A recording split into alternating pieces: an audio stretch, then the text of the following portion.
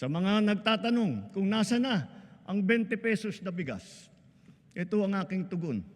Napatunayan na natin na kaya na natin ang 20 pesos sa bawat kilo ng bigas nang hindi malulugi ang ating mga magsasaka.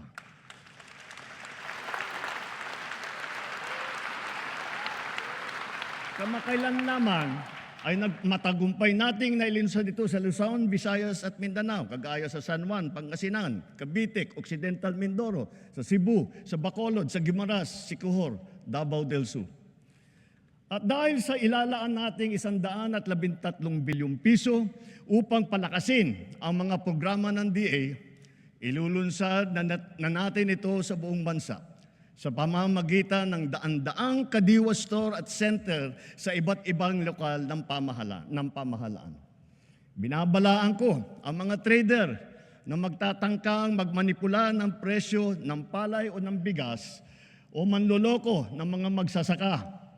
Hahabulin namin kayo dahil ang trato namin sa inyong ginagawa ay tinuturing naming economic sabotage.